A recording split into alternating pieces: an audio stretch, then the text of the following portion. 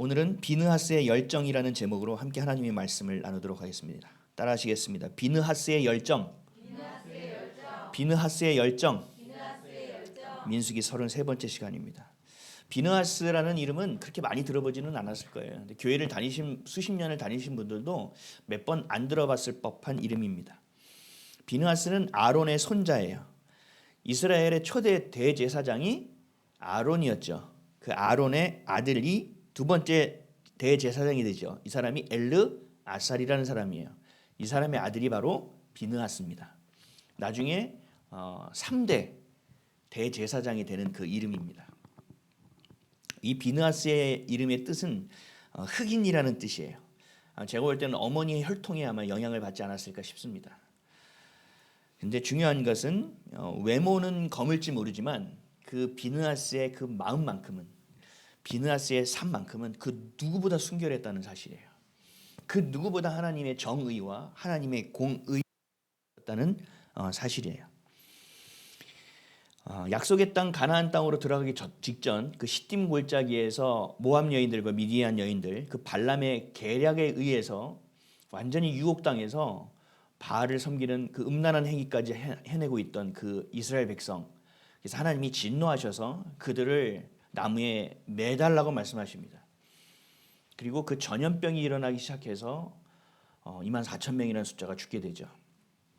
근데 그 가운데서도 전염병으로 사람이 죽어나는 가운데서도 정신 못 차리고 자신의 처소의 미디안 여인, 그것도 미디안 족속의 딸을 데려다가, 그것도 시므온 지파의 한 두 영이, 족장이 음란한 행위를 벌이고 있습니다. 이건 완전하게 타락한 거죠. 완전하게. 그 타락한 모습, 이제는 바알을 향하는 것만이 아니라 바알을 향한 모든 것을 다 하고 있는 완전히 조인된 이 삶을 살아가게 되는, 그래서 하나님이 이들을 진노합니다.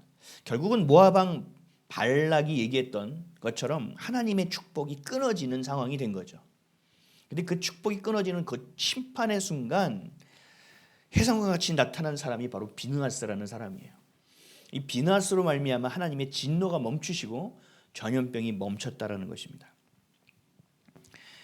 민수기 25장 6절에서 8절이에요. 이스라엘 자손의 온 회중이 회막문에서 울 때에 이스라엘 자손 한 사람이 모세와 온 회중의 눈앞에 미디안의 한 여인을 데리고 그의 형제에게 온지라. 제사장 아론의 손자 엘르아살의 아들 비느하스가 보고 회중 가운데에서 일어나 손에 창을 들고 그 이스라엘 남자를 따라 그의 막사에 들어가 이스라엘 남자와 그 여인의 배를 꿰뚫어서 두 사람을 죽이니 연병이 이스라엘 자손에게서 그쳤더라. 아멘. 우리가 이 말씀을 보면 사람들이 그래요. 너무 잔인하다고 생각하는 거예요. 그러면서 막 음란한 성행위를 막 생각해요. 그거는 너무 심한 거 아니야? 와, 진짜 이런 죽음이 있어? 야, 이것도 살인 아니야? 아니, 이슬람에서 하는 명예살인하고 뭐가 달라? 라고 사람들이 이야기한다는 거죠. 근데 우리는 이스라엘의 역사를 알고 있잖아요. 하나님이 이스라엘을 어떻게 여기셨고 어떤 은혜를 한없이 베푸셨는지를 우리는 알고 있잖아요. 우리의 시선으로 이 말씀을 볼 때는 이거 살인이네, 이거 참 비극이네가 아니라 하나님의 시선으로 이제는 볼 수 있어야 됩니다. 하나님의 시선으로 본 것이 바로 오늘 본문 10절에서 11절이에요. 다 같이 읽어보겠습니다. 시작. 여호와께서 모세에게 말씀하여 이르시되 엘르아살의 아들 비느하스가 내 질투심으로 질투하여 이스라엘 자손 중에서 내 눈을 돌이켜서 내 질투심으로 그들을 소멸하지 않게 하였도다. 아멘. 사람들이 이 질투라는 말을 또 보는 거예요. 야, 하나님 질투하셔서 사람을 죽였다고? 야, 그 질투는 가져서는 안 될 단어인데 하나님이 질투하셨다고? 라고 사람들이 생각한다는 거죠. 질투는요, 내게 없는 것, 누군가가 가진 것을 가지고 시기하는 마음이 아니에요. 여기서의 질투는 우리에게 쉽게 설명하기 위해서 우리의 성정의 것으로 표현한 것뿐이에요. 하나님이 질투는요, 우리가 생각하는 질투의 정의와는 완전히 다른 말씀입니다. 이 하나님의 질투는 어떻게 해석해야 되냐면 하나님의 마음이라고 해석해야 되고, 우리를 향한 하나님의 사랑으로 해석해야 되고, 우리를 향한 하나님의 열정으로 해석해야 합니다. 하나님의 열정, 하나님의 사랑, 우리를 향한 그 마음, 이것이 바로 질투예요. 완전히 우리가 생각하는 세상에서 쓰는 단어와 완전히 다른 거죠. 하나님은 하나님의 백성을 그냥 내가 얘네 한번 사랑해 보지 뭐, 이렇게 해서 사랑한 것이 아니에요. 작정하신 거예요. 선택하고 작정했다는 거죠. 그래서 발람이 이들을 저주하려고 가려고 할 때 하나님이 나타나셔서 그 발람에게 이야기했잖아요. 이 백성은 내가 축복하기로 작정한 자라고. 하나님은 우리를 그렇게 사랑하시는 거예요. 하나님은 우리를 향한 그 사랑을 작정하신 것 같이 아주 열정적으로 사랑해 주시는 거예요. 하나님은 그 열정을, 하나님의 그 질투, 여기서 말하는 하나님의 백성을 향하는 사랑, 하나님의 백성을 향한 그 열정, 하나님의 백성을 향한 이 모든 것을 비느하스가 마음으로 느끼고 행했다라고 말씀하시는 거예요. 비느하스가 내 열정을 느꼈구나. 비느하스, 네가 내 사랑을 알았구나. 야, 내가 이 백성을 향한 이 마음을 이 비느하스가 알고 행했다라고 말씀하시는 거예요. 그래서 그 열정으로 백성이 소멸되지 않게 되었다라고 말씀하시면서 비느하스를 칭찬하시는 거예요. 그 비느하스의 성정은 뭐 하나님을 아는 것이었겠죠. 비느하스는 하나님의 마음을 아는 자였던 거죠. 어떤 마음이요? 하나님이 어떤 마음을 가질까 이렇게 헤아려요? 아니요. 우리는 하나님의 말씀을 헤아릴 수 없어요. 하나님의 정의와 하나님의 공의가 무언지를 비느하스는 명확하게 알고 있었다는 사실이에요. 그래서 그 순간 내가 어떻게 해야 될지 순간적으로 선택하고 결단할 수 있었다는 거죠. 내 마음으로요? 아니요. 하나님의 마음으로요. 이게 매우 중요한 거예요. 교회를 위해서 무언가를 해요. 근데 이게 자기 만족에 있죠. 아무런 소용이 없어요. 죄송하지만. 근데 내가 작은 휴지를 하나 줍고 꽃 한 송이를 갖다 꽂아 놓아도 정말 주님을 향한 진짜 불일 듯한 그 열정을 가지고 내가 주님을 향해서 했어. 이 쓰레기를 내가 열정을 다하여 치웠어. 정말 하나님의 집이라는 마음으로 내가 했어. 하나님은요, 그것이 아무리 작아도 굉장히 중요하게 여기시는 거예요. 하나님의 마음을 닮은 마음이거든요. 그게 우리를 향한 하나님의 마음은 그 마음이 그대로예요. 계속이라고요. 그래서 이것을 열정이라고 표현할 수 있는 거예요. 마치 불이 일어났을 때 그 불이 꺼지지 않는 불과 같은 너무나 놀라운 것. 이것이 바로 하나님의 마음이에요. 여기서 질투라고 얘기하는 거예요. 비느하스의 이름을요, 이 문화적으로 보면은 그냥 흑인이라는 뜻이지만 이것을 히브리어로 보면 피네하스예요. 피네하스. 그러니까 뭐냐면 뱀의 입이라는 뜻이에요. 우리는 뱀의 입이면 이상하게 생각할 거 아니에요. 뱀? 하와 생각하죠. 근데 분명히 생각하셔야 돼요. 하나님 뭐라고 말씀하셨어요? 뱀처럼 지혜롭고 비둘기처럼 순결하라. 비느하스는 뱀처럼 지혜로운 자라는 얘기예요. 이건 뭐예요? 지혜는 누구에게 있어요? 하나님께 있죠. 비느하스는 하나님을 아는 자라는 얘기예요. 그러니까 비느하스는 하나님만을 지혜로 여기고 사는 자예요. 그러니까 그 시선과 그 중심과 그 모든 생각은 하나님의 것이 되어지는 거죠. 놀라운 사람인 거예요. 진짜 대제사장이 될 만한 사람이죠. 하나님의 의를 생명과 같이 여기는 거예요. 내가 이 사람을 죽이면 무슨 일이 일어날까? 이렇게 되면 어떻게 할까? 이런 거 생각 안 하는 거예요. 하나님 보실 때 아니지. 아주 심플하게 떨어지는 거예요. 야, 이거 하나님 원하시는 거지. 아주 단순하게 살아갈 수 있는 거예요. 그리고 하나님의 의로 살아갈 수 있는 거예요. 그러면 절대로 불의와 타협하지 않는 삶을 살게 되는 거죠. 이게 바로 비느하스라는 사람의 삶의 모습이에요. 너무 놀랍죠. 어느 날 한순간 이 새끼가 확 가서 꽂는 게 아니라고요. 우리가 어느 날 갑자기 되는 일은 하나도 없어요, 여러분. 그 내 생각과 그 가치가 쌓이고 쌓인 것이 나도 모르게 내 말과 내 태도와 내 행동으로 드러나는 거예요. 실수는 없는 거예요. 보여지는 것이지. 그래서 저는 그러한 단점이 보여질 때 기회라고 생각해요. 이게 잘 숨어 있다가 드러나 보여졌구나. 이야, 이거 하나님의 때네. 하나님이 나를 고치시려고 하는구나. 하나님이 이거에 대해서 이렇게 보게끔 내 시선을 끌어가고 계시는구나. 하나님 정말 놀랍다. 그래서 하나님은 비느하스를 칭찬하셨던 거예요. 본문 12절 13절 한번 읽어볼까요? 어떻게 칭찬하셨는지. 시작. 그러므로 말하라. 내가 그에게 내 평화의 언약을 주리니 그와 그의 후손에게 영원한 제사장 직분의 언약이라. 그가 그의 하나님을 위하여 질투하여 이스라엘 자손을 속죄하였음이니라. 아멘. 이제 이 질투로 보시면 안 되는 거예요. 하나님의 사랑, 하나님의 그 우리를 향한 그 사랑의 열정으로 봐야 된다는 거죠. 그래서 비느하스에게는 평화의 언약을 줬어요. 성경을 보면요, 모든 말씀이 우리를 향한 언약이에요. 성취한 것, 성취되어질 것, 또 성취하고 있는 것. 이 세 가지로밖에 안 나눠져요. 근데 성경의 모든 것이 그렇죠. 근데 구약 성경의 축으로 봤을 때 하나님 주신 놀라운 세 가지 언약을 신학적으로 정리해 놓은 게 있어요. 첫 번째 언약이 뭐냐면 시내산 언약이에요. 시내산 언약은 하나님의 백성을 하나님이 이스라엘 백성을 하나님의 백성으로 삼으시겠다라는 거예요. 시내산에서 기억하시죠? 모세를 불러서 너희가 이 10가지의 계명 언약 안에 있으면 나는 너의 하나님이 될 것이고 너는 나의 백성이 될 것이다. 이건 뭐예요? 내가 너를 책임질 것이다라는 얘기죠. 내가 너를 사랑할 거라는 얘기죠. 이 놀라운 약속이에요. 모든 언약은 이 시내산 언약 위에 세워지는 거예요. 마치 기초와 같은 거예요. 이게 첫 번째 언약이에요. 두 번째 언약이 이 비느하스의 언약인데 이거는 맨 마지막에 살펴볼 것이고, 세 번째 언약은 다윗 언약이에요.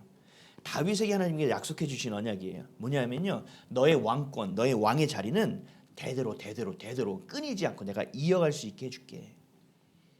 그래서 실제로 북이스라엘은요 무려 8번의 왕조가 바뀝니다. 왕조가 바뀌었다는 건 뭐예요? 구테타가 일어났다는 거예요. 반역이 일어났다는 거예요. 남유다는요 한 번도 뒤집혀진 적이 없어요. 다윗 왕의 혈통으로 계속 이어졌습니다. 아무리 무능해도 하나님 그 자리를 지켜주신 거예요. 왜요? 언약하셨으니까, 약속하셨으니까. 이게 하나님의 두 번째 주신 약속이에요. 이 세 번째 주신 거고, 오늘 볼 약속은 비느하스를 통해 주시는 비느하스 언약이에요. 이게 평화의 언약이에요. 이 대제사장의 언약이죠. 너의 이 대제사장의 직분을 그냥 이렇게 흘러가게 할 것이 아니라 너를 내가 칭찬한다. 너를 통하여 내가 이 지점을 시작해서 앞으로 이 나라가 끝나는, 진짜 끝나는 순간까지 연결됩니다. 역사를 찾아가 보면 비느하스 그 아론의 후손으로 대제사장이 끝까지 이어집니다. 왜요? 하나님이 지키셨다는 거죠. 하나님이 세우셨다는 거죠. 하나님의 언약이기 때문에. 하나님은 언약을 우리처럼 야, 화요일 날 만나? 미안해. 금요일 날 만나. 이런 언약이 아니라는 거죠. 하나님은 말을 뱉으신 거는요 끝까지 지키시는 분이에요. 아멘. 그 말씀이 이 성경에 기록되어 있다는 거죠. 너무 놀랍죠? 그러니까 첫 번째 시내산 언약은 하나님의 백성이 되는 언약이었고, 그다음에 이 다윗 왕가의 언약은 왕의 자리에 대한, 왕권에 대한 언약이었고, 이 비느하스의 언약은 대제사장에 대한 언약이었어요. 너무 놀라운 축복이죠. 하나님이 직접 그 이름을 호명하여 내가 너를 그렇게 하겠다고 얘기하니 얼마나 큰 축복이겠습니까? 하지만 중요한 것은 모든 하나님의 말씀은요, 여러분, 이 구속사적 관점으로 해석되어야 돼요. 이게 안 되면요, 다 내가 복음으로 빠져요. 성경을 반드시 여러분들이 읽으셔야 되고, 그 성경의 기준이 나에게 있으면 다 속아버려요. 귀에 걸면 귀걸이가 되고 코에 걸면 코걸이가 돼요. 그래서 이 말씀 안에서도 뼈대가 있어야 되는데, 이 말씀의 뼈대가 뭐냐? 예수 그리스도라는 거예요. 예수 그리스도. 우리를 구속, 우리를 속량, 우리를 구원하시기 위한 그 역사적 관점, 그러니까 예수 그리스도를 중심으로 이 모든 말씀이 해석되어질 수 있어야 된다는 거죠. 이 구속사적 관점 너무 당연하잖아요. 너무 당연한 건데 이게 어떤 또 많은 사람들에게는 또 다른 측면으로 여겨지더라고요. 성경은 그냥 성경으로 봐야 돼요. 하나님 말씀으로 봐야 되거든요. 이 세 가지 언약도요 구속사적 관점으로 해석할 수 있어야 돼요. 시내산 언약은요 이스라엘 백성이 하나님의 백성이 되기 위한 되게 중요한 약속이죠. 이것을 구속사적 예수 그리스도의 관점으로 우리가 어떻게 해석하느냐? 예수 그리스도가 우리에게 언약 그 자체가 되어 주셨다라는 거. 우리를 위해, 또 우리 모든 사람들, 우리 자녀를 위해, 또 하나님의 자녀를 위해 말씀이 육신이 되어 이 땅에 직접 와주신 게 바로 예수 그리스도예요. 하나님이 우리를 백성 삼아 주시겠다는 게 시내산 언약에서만 되는 것이 아니라 이 땅에 와주심으로 완전히 확정돼 버린 거예요. 그러면서 우리를 하나님의 자녀 삼아 주신 거예요. 우리를 향한 사랑의 확증이죠. 예수 그리스도가 이 땅에 오시면 뭐예요? 약속의 성취임과 동시에 말씀 그 자체라는 거죠. 시내산 언약이 완전히 갱신되어진 거예요. 완벽해진 거예요.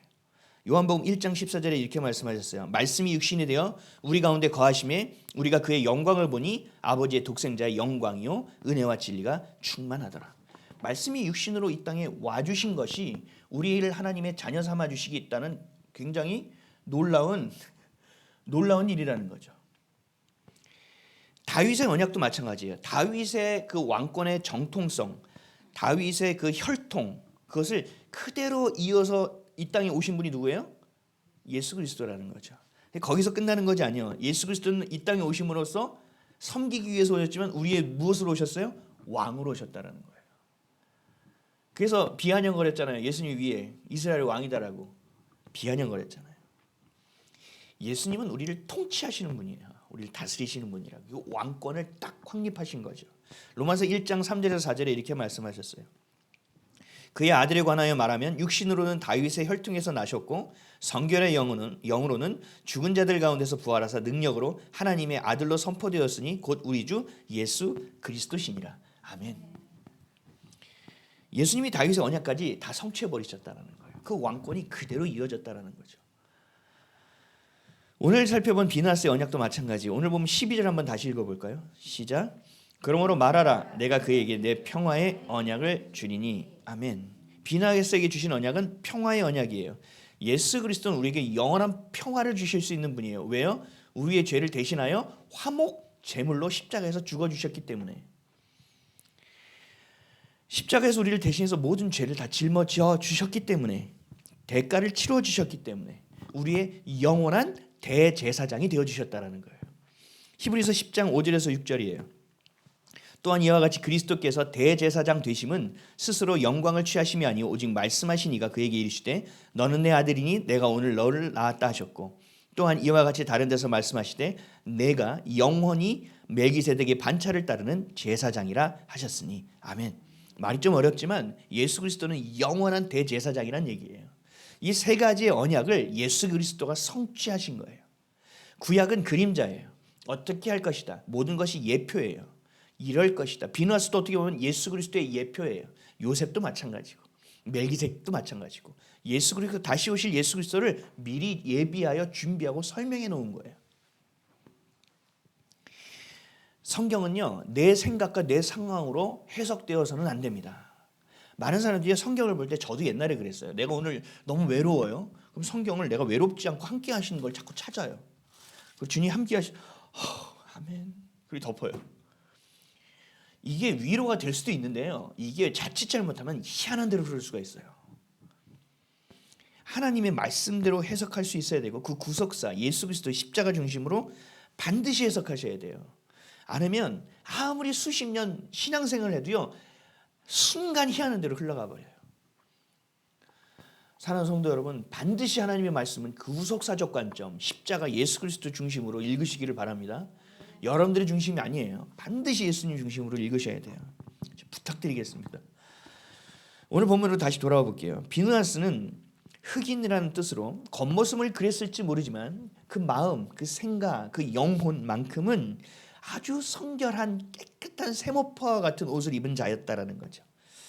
피네아스, 지혜로운 뱀의 혀와 같이 오직 하나님의 지혜, 하나님의 정의, 하나님의 공의로 살았던 사람이에요. 얼굴은 칙칙할지 모르지만 그 누구보다 빛나는 자였어요. 겉모습은 별로 아닌 것처럼 보였지만 굉장히 지혜로운 자였다는 거죠. 이 비누아스의 삶을 다른 말씀으로 추적해보면 금방 알 수 있어요. 민수기 31장 6절에서 8절이에요. 모세가 각 지파에 1000명씩 싸움에 보내되 제사장 엘르아살의 아들 비느하스에게 성소의 기구와 신호 나팔을 들려서 그들과 함께 전쟁에 보내매 그들이 여호와께서 모세에게 명령하신 대로 미디안을 쳐서 남자를 다 죽였고 그 죽인 자 외에 미디안의 5 왕을 죽였으니 미디안의 왕들은 에위와 레겜과 수루와 후루와 레바이며 또 부월의 아들 발람을 칼로 죽였더라. 아멘.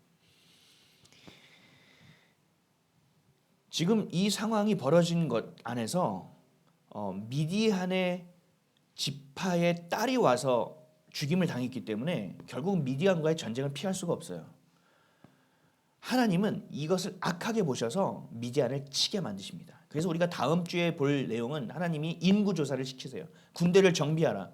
정비해서 미디안을 향하여 진격하라는 거예요. 그런데 그때 가장 선봉에 세우는 사람이 누구예요? 비느하스예요. 너무 놀랍죠. 그때 미디안으로부터 놀라운 대승을 거두게 합니다. 근데 이스라엘을 저주하려다가 저주를 못했던 이 발람 있잖아요. 어떻게든 좀 더 받아서 챙겨서 나가려고 했던 발람. 이 발람이요, 결국은 제가 볼 때 챙겨서 나갔어요. 이기면서 나가면서 분명히 성경에 기록되어 있지 않지만 이 상황을 유추해 보면 발락에게 내가 팁 하나 줄 테니까 그래도 나 갈 차비는 좀 줘라. 아마 그러지 않았을까. 그래서 이 발람의 꾀로 인하여 이렇게 됐다고 얘기하잖아요. 그리고 이 발락을 따르던 이 미디안 족속으로 숨어 들어간 거예요. 그래서 거기서 호의호식하고 살았죠. 결국은 어떻게 했어요? 하나님이 미디안을 칠 때 같이 죽게 되는 거예요. 많은 사람들이요, 이 정도는 뭐 해도 되겠지. 이건 누가 받길래.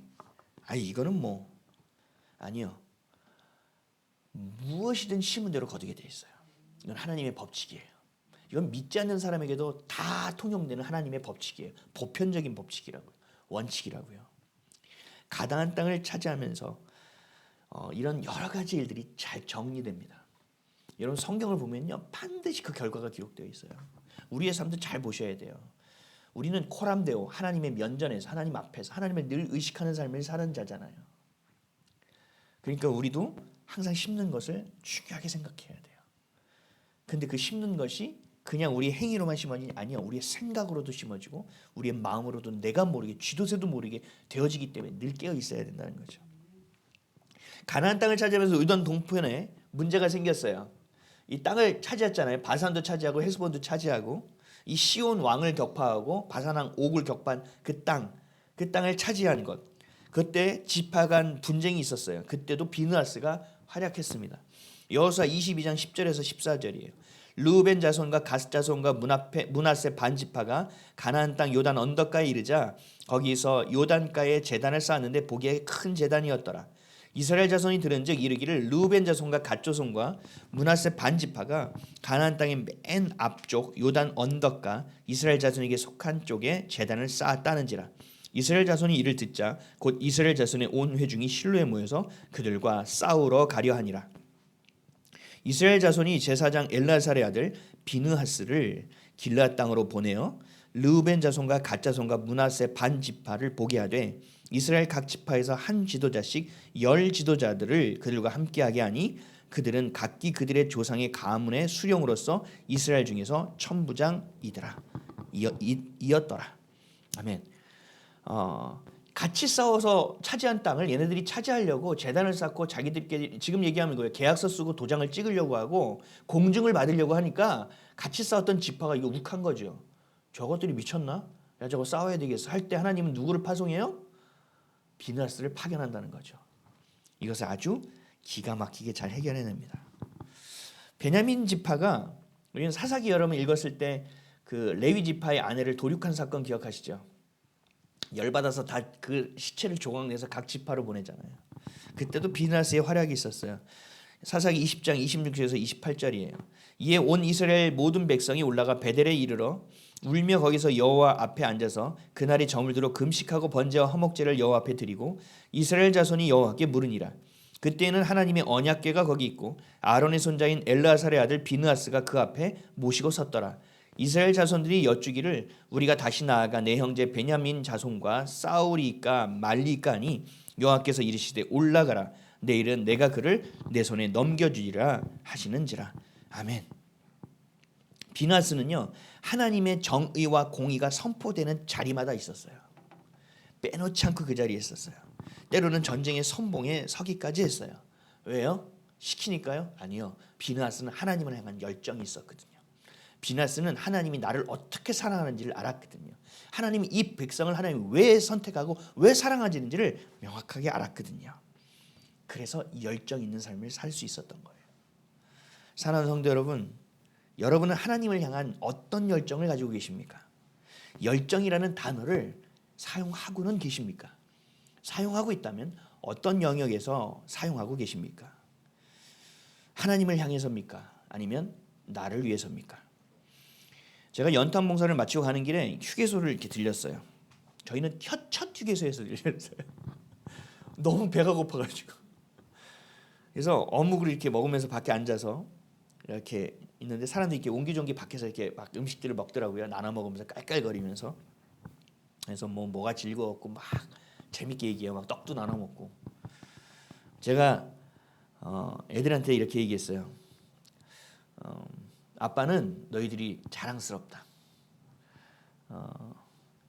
다른 사람들은 토요일 날 자신이 원하는 삶을 살고 자신이 기뻐하는 것을 살고 자신을 위해서 시간을 쓰는데 너희들은 자신을 위해서 사용하지 않고 다른 사람을 위해서 수고하는 데 사용했잖냐. 자랑스럽다. 비단 저희 애들만 그런 것이 아니죠. 다 마찬가지예요. 특히 중보기도라는 것은 매우 하나님께서 자랑스럽게 여기실 일이에요. 24시간이라고 한정되어 있는 내 인생의 삶의 시간을 쪼개어 내어주는 것이기 때문에 나를 위해서 사용하고 있느냐, 그 열정을 하나님을 향해서 사용하고 있느냐. 그래야 그 하나님의 마음, 하나님의 열정을 붙들고 비느하스와 같이 세상에서 우리가 살아가고 있느냐를 우리는 바라봐야 한다는 사실입니다. 우리의 삶의 자리를 살펴봐야 돼요. 우리의 삶의 자리에서 하나님은 그저 해야 하는 일을 열심히 하는 사람, 성과를 내서 와, 저 사람 교회 다니는데 와, 일을 잘한대. 야, 저 사람 교회 다니고 그래서 성과가 좋대. 그렇게 돋보이는 사람을 하나님은 원하지 않으세요.